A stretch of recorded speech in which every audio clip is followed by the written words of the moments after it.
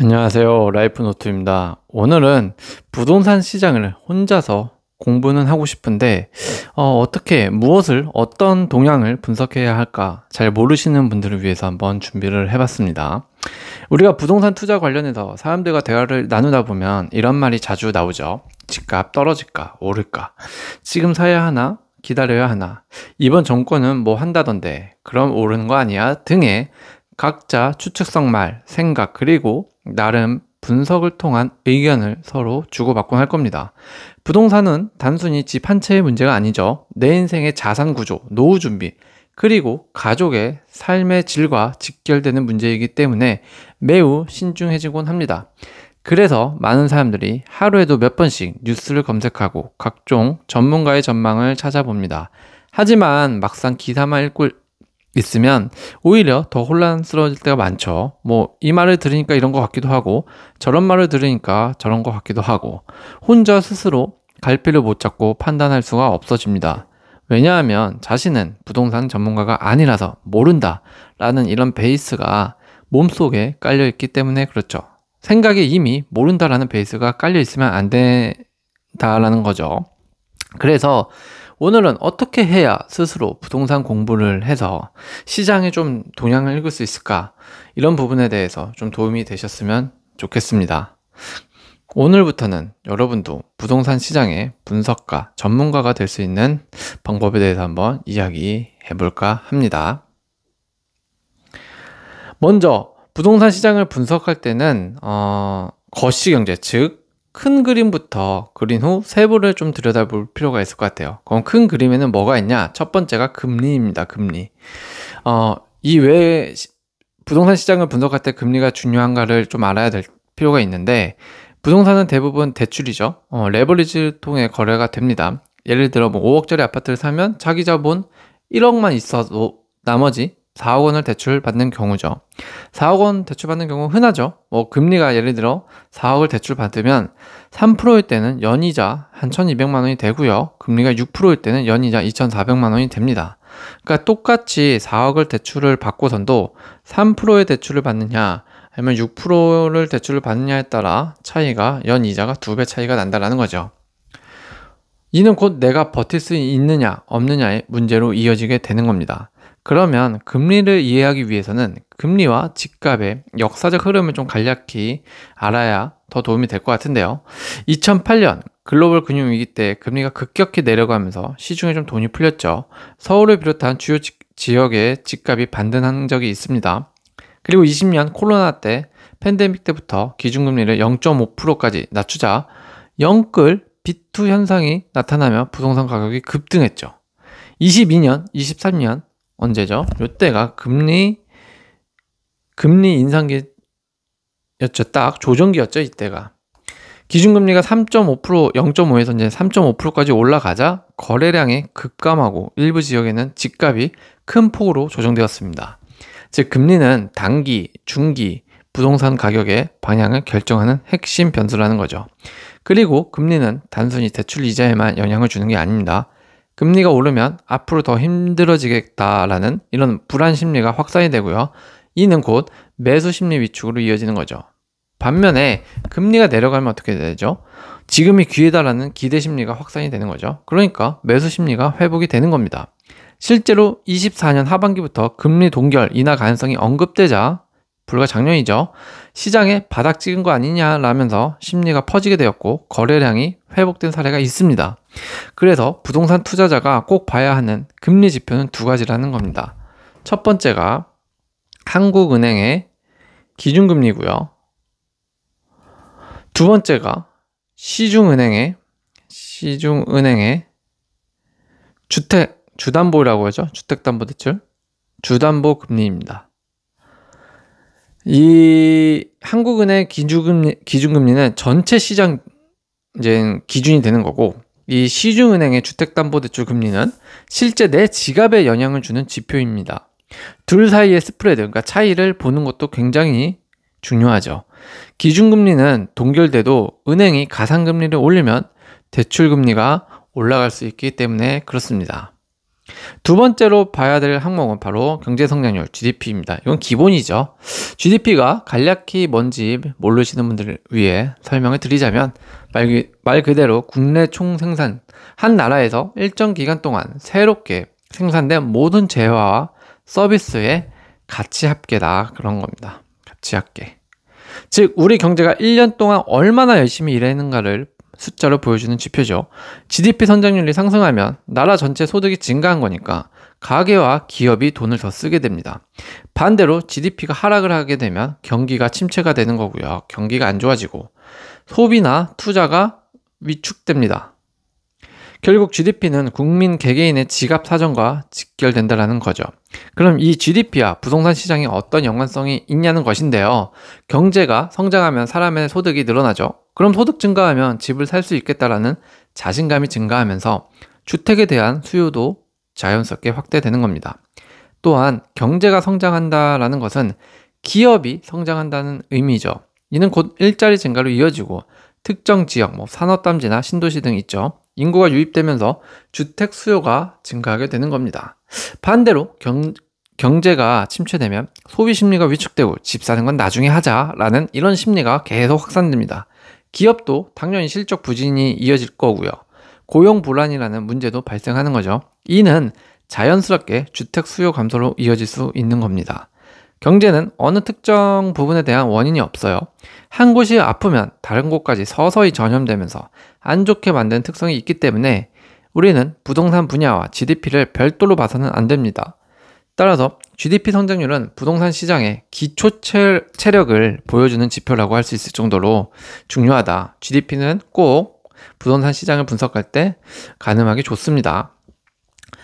세 번째, 인플레이션은 한마디로 말해 돈의 가치가 떨어지고 물건값이 전반적으로 오르는 현상이죠. 바로 물가 상승률을 봐야 된다는 건데요. 이거는 빠질 수 없는 지표입니다. 예를 들어 작년에 5,000원이던 점심 식사가 올해 6,000원이 되었다면 돈의 구매력이 줄어든 거죠. 물가 상승률이 2%라고 하면 생활에 큰 부담은 없습니다. 경제학자들이 말하는 적정 물가 수준이죠. 그런데 만약에 물가 상승률이 2%에서 5%로 올랐다 되면, 이 이상이 되면 가계 체감 물가가 이제 부담하게 좀 커진다고 됩니다. 그러면서 이제 소비 패턴도 변화하게 되는 거죠. 인플레이션이 높아질수록 사람들은 현금을 보유하는 것을 불안해한다라는 겁니다. 왜냐하면 내 손에 있는 이 돈의 가치가 계속 떨어지고 있기 때문이죠. 그래서 사람들은 가치가 보존되거나 오히려 올라갈 가능성이 있는 실물 자산을 찾게 되는 겁니다. 대표적인 것이 바로 부동산이죠. 즉, 인플레이션이 상승하면 현금 가치는 내려가고 부동산을 선호하게 되는 거죠. 주택 수요가 증가하게 된다는 겁니다. 반대로 인플레이션이 하락하게 되면 어떻게 될까요? 인플레이션이 하락하게 되면 현금 가치가 안정됩니다. 그리고 인플레이션이 하락을 하니까 굳이 부동산에 몰리지 않는다라는 겁니다. 역사적 사례로만 보더라도 인플레이션과 부동산이 얼마나 밀접한 연관이 있는지를 알 수 있는데요. 1970년대에서 80년대 미국 같은 경우 고물가 시대에 주택과 토지 가격이 급등한 적이 있죠. 당시 미국인들은 집은 최고의 인플레이션 해치 수단으로 인식했습니다. 이것들이 이제 대한민국 주택시장까지 심리가 확산이 됐다라고 좀 보여집니다. 그리고 2010년대 한국은 저물가 저금리 상황에서도 부동산은 꾸준히 올랐지만 특히 20년 코로나 시기 인플레이션이 우려가 커지자 현금 대신 아파트라는 심리가 폭발하면서 집값이 단기간 급등했습니다. 이 두 가지만 보더라도 인플레이션은 거의 직접적으로 부동산 가격에 영향을 준다라는 것이죠. 그럼 투자자가 주의해야 할 점은 무엇이 있을까요? 라는 건데, 인플레이션이 무조건 집값 상승으로 이어지는 건 아니죠. 물가 상승과 금리 급등이 동시에 오면 물가 상승과 금리 급등 동시에 오면 대출 부담이 커져서 오히려 집값이 조정이 될 수가 있다는 겁니다. 반대면 물가가 하락하고 금리가 저금리면, 금리가 하락하면 집값이 크게 상승할 수 있습니다. 때문에 즉 물가와 금리의 조합을 우리는 계속 함께 봐야 한다는 거죠. 정리하면 투자자가 체크해야 할 인플레이션 관련 지표는 바로 세 가지 정도가 될 것 같아요. 첫 번째가 소비자 물가지수입니다. 소비자 물가지수. 이거는 가장 기본적인 물가 지표입니다. 두 번째로는 근원 물가인데요. 근원 물가. 이거는 에너지 식품을 좀 제외하고 봐야 돼요. 그래서 생활 필수품을 제외한 물가 흐름을 보기 좋습니다. 세 번째로는 바로 생산자 물가 지수입니다. 생산자 물가 지수. 이것은 기업이 물건을 만들 때 드는 비용인데 소비자 물가에 항상 선행되는 그런 습관이 있습니다. 습성이. 때문에 이 세 가지를 좀 같이 보면 앞으로 인플레이션이 좀 어떻게 흘러갈지 예측할 수 있다는 겁니다. 기억하십시오. 소비자 물가지수, 근원 물가지수, 그리고 생산자 물가지수를 좀 같이 보면 정말 생각보다 큰 도움이 될 겁니다. 물가를 파악하는 데 있어서요. 자, 네 번째로 봐야 될 거는 바로 이 가계부채의 동향일 겁니다. 이 가계부채는 좀 많이 중요하죠. 정책적으로도 많이 사용하는 관리를 하는 항목 중에 하나죠. 이 가계부채란 가정이 은행이나 금융기관에서 빌린 모든 돈의 총합을 말하죠. 대표적으로는 어떤 게 있을까요? 부채가 주택담보대출이라고 해서 주담대가 있을 거고요. 그리고 전세자금 대출, 그리고 신용대출, 그리고 카드론, 그리고 할부금융, 이런 것들이 모두 포함된 게 가계부채입니다. 쉽게 말해 우리가 집을 사고 생활을 유지하기 위해 진 빚의 총합을 의미하는 거죠. 한국은 세계적으로도 가계부채 비율이 매우 높은 나라에 속한다고 합니다. 24년 기준 GDP 대비 가계부채 비율이 약 105%라고 합니다. 넘었대요. 이거는 OECD 평균 60%에서 70% 수준인데 이 평균보다 훨씬 높은 수준이죠. 이는 국민소득보다 가계부채가 더 많다는 뜻으로 한국 경제의 구조적 위험 요인으로 꼽힌다는 겁니다. 가계부채는 부동산과 직결됩니다. 한국 가계부채의 70% 이상이 주택 관련 대출입니다. 즉 집값이 오르면 대출도 늘고 집값이 떨어지면 가계부채 리스크가 확대됩니다. 그래서 흐름을 정리하면 대출 규제가 있죠. 이게 완화되면 대출이 증가하고 매수세가 강화되는 거죠. 매수세가 강화됩니다. 이로 인해서 집값이 상승하는 압력이 생기는 겁니다. 반대로 대출 규제를 강화하면 반대입니다. 다. 네. 대출이 줄어들고 매수세가 위축되고 집값 하락 압력이 바로 생기는 거죠. 가계부채는 그래서 단순한 숫자가 아니라 부동산 시장의 건전성을 보여주는 바로미터입니다. 가계부채가 안정적으로 관리될 때는 시장도 건강하게 움직이지만 부채가 과도하게 쌓이면 작은 금리 변화에도 시장 전체가 흔들릴 수 있기 때문에 항상 뉴스에서 가계부채가 어떻고 저떻고 나오면 눈여겨볼 필요는 분명히 있을 것 같습니다. 자, 그러면 이제 큰 그림을 봤으니까 세부 내용을 보기로 했죠. 세부 내용이 뭐냐? 바로 이 실제 현장 위주의 데이터입니다. 그러니까 현장으로 바로 체감할 수 있는 데이터 값이 필요한 거죠. 그 중 하나가 바로 이제 매매가, 전세 가격, 이 가격의 동향인데요. 이 매매 가격과 전세 가격은 시장의 온도계나 다름없습니다. 매매 가격 지수는 주택을 살려는 사람들의 심리와 자금 여력을 반영할 거고요. 전세 가격 지수는 실거주 수요, 즉 지금 당장 살 집을 찾는 사람들의 상황을 보여준다라고 볼 수 있습니다. 때문에 이 매매가, 전세가 이 두 지표를 함께 보면 시장이 과열인지 침체인지 혹은 안정적인지 어느 정도 읽어낼 수 있는 흐름이 있다는 거죠. 보통 매매가와 전세가는 일정한 비율을 유지합니다. 이를 바로 전세가율이라고 하는데요. 많이 들어봤을 겁니다. 전세가율은 뭐죠? 전세 가격을 나눈 겁니다. 매매 가격으로. 그래서 전세가율이 상승하면 전세가율이 상승한다라는 게 뭐죠? 전세가격이 매매가에 근접하게 되면이라는 뜻입니다. 매매가에 결국 근접하게 되면 무주택자들이 차라리 사는 게 낫다라고 판단하면서 매수세가 강화되죠. 그러면서 집값 상승 압력이 올라가는 겁니다. 뭐 예를 들어서 전세가 1억이고 집값이 1억 2천이면 여러분들은 집을 사겠습니까? 전세를 들겠습니까? 바로 2천만 원 더 주면 집을 사는데 굳이 전세로 갈 필요가 없잖아요. 그러니까 차라리 집을 사는 게 낫다라고 하고 이제 전세 대신에 집을 사게 되면서 집값이 상승하게 되는 거죠.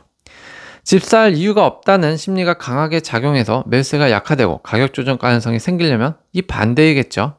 전세가와 매매가가 굉장히 차이가 많이 나면 그럴 겁니다. 그래서 이제 부동산 투자 공부를 해보신 분이라면 집 매수를 이렇게 들어갈 때 전세가 보고 들어가라 라는 말을 숱하게 보고 듣고 공부했을 거라고 봅니다. 이유가 이제 앞선 이유들 때문에 그렇다는 점을 조금 알고 있길 바랍니다.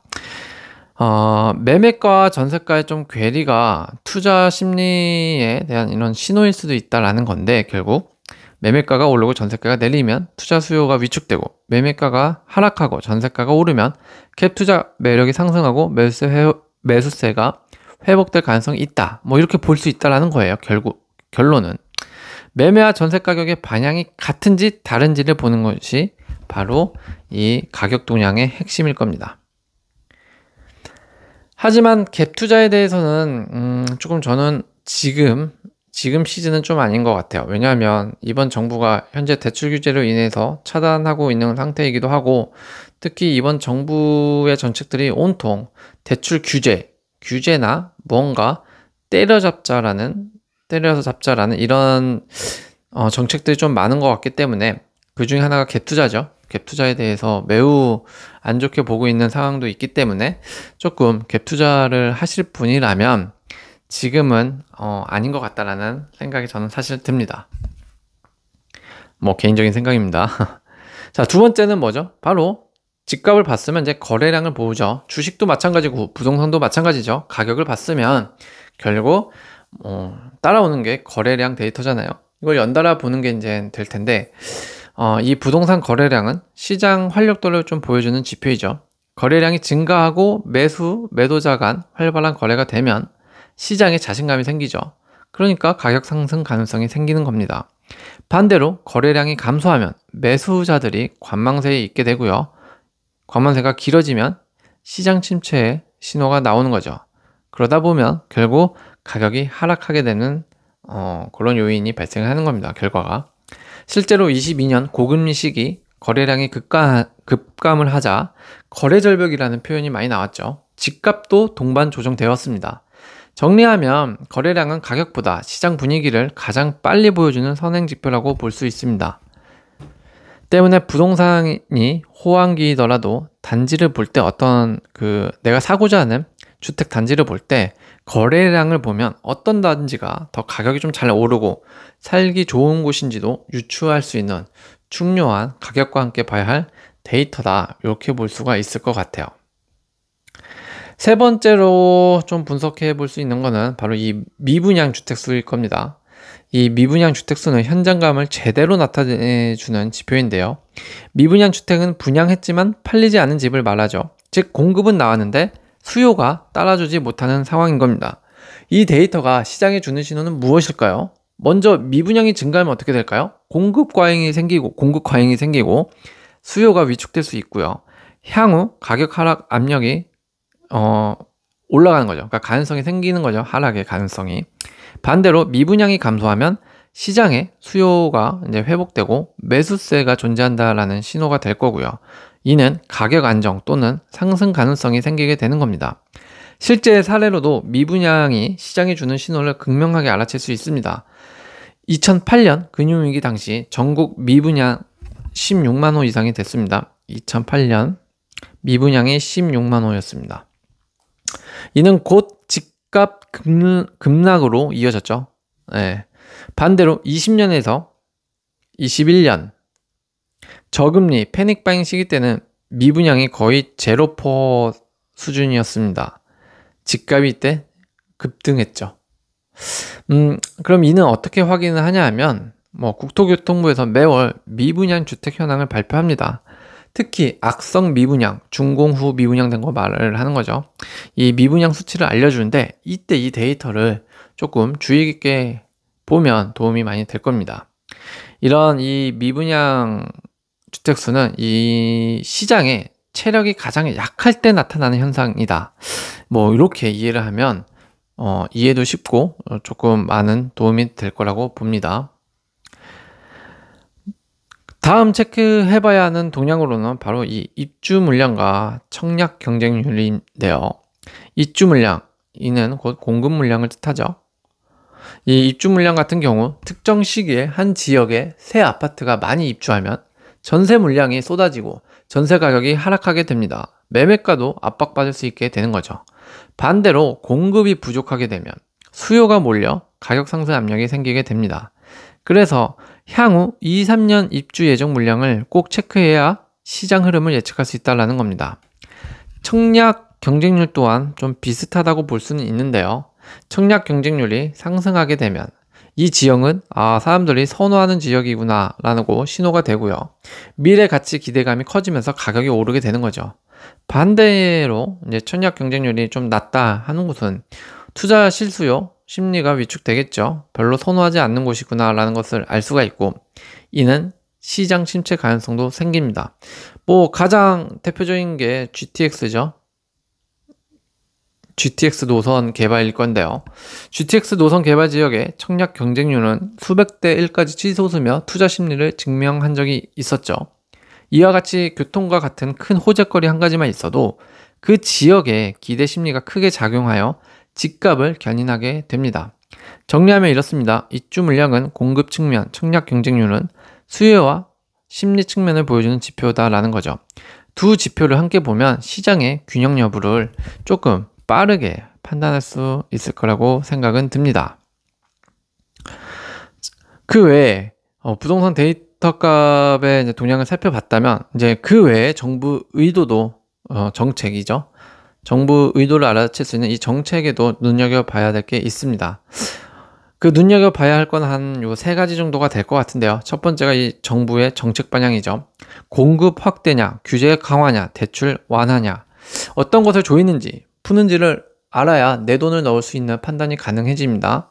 이는 국토교통부 기재부의 보도자료를 모니터링하면 알 수 있으니까 항상 눈여겨보시기 바랍니다. 두 번째로는 이 세금 정책 변화인데요. 취득세, 보유세, 양도세 변화는 투자자 심리에 직격탄을 주죠. 취득세는 뭐죠? 집을 살 때 내는 세금, 그러니까 세율이 높아지면 거래가 줄고 낮아지면 매수세가 살아납니다.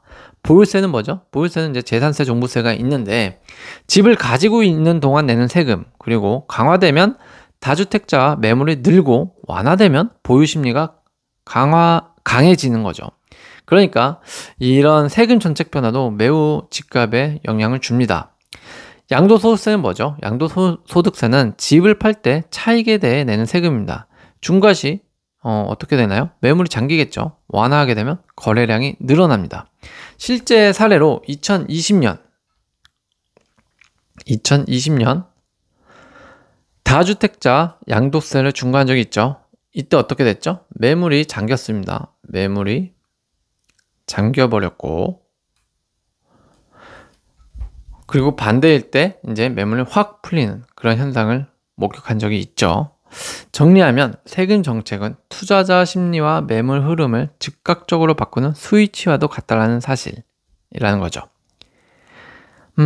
마지막으로는 그 지역 집값을 견인하는 것이 바로 정부의 도시개발 계획입니다. 재건축, 신도시, GTX 같은 교통호재는 장기적으로 특정 지역 가치를 폭발시켜버리죠. 꼭 좋은 호재거리만 볼 수 있는 것이 아니라 뭐 소각장이라든지 안 좋은 유해시설이 생기는 사실도 알 수 있기 때문에 집을 매수하기 전에는 한 번쯤 확인해 보는 것도 절대 집을 사는데 나쁘지 않은 습관이라는 것을 거듭 말씀드리고 싶은 요소입니다. 그리고 마지막으로 부동산 동향 분석 시 참고할 만한 것들은 바로 이 지역별 특성인데요. 지도를 펼치고 그 단지를 가만히 쳐다보고 있으면 자연스럽게 네 가지가 보이기 시작할 겁니다. 그 첫 번째로 교통 인프라죠.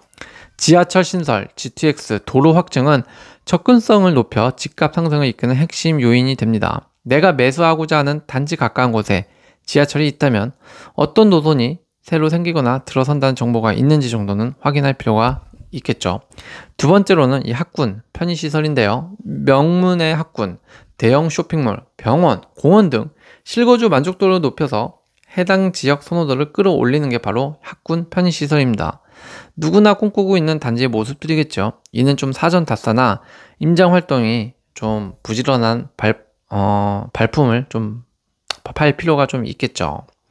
세 번째로는 바로 일자리입니다. 일자리. 기업 이전, 산업단지 조성은 인구 유입에 효과가 있죠. 그리고 이는 주택 수요를 확대시키고 장기적 가격 상승으로 이어지게 됩니다. 때문에 내가 매수하려는 아파트 단지 근처에 대기업이 들어온다고 하면 이는 곧 호재거리로도 작용을 하는 게 이런 이유죠. 마지막으로는 개발 호재입니다. 이건 뭐 당연한 건데 재개발, 재건축, 신도시 지정, 신공항, 신항만 뭐 이런 게 이런 거 같은 개발은 이제 미래 가치를 선반영시켜서 집값 기대감을 키워버립니다. 때문에 개발 호재거리야말로 그 아파트 단지의 장점을 최대로 보여주는 것이라고 할 수 있죠.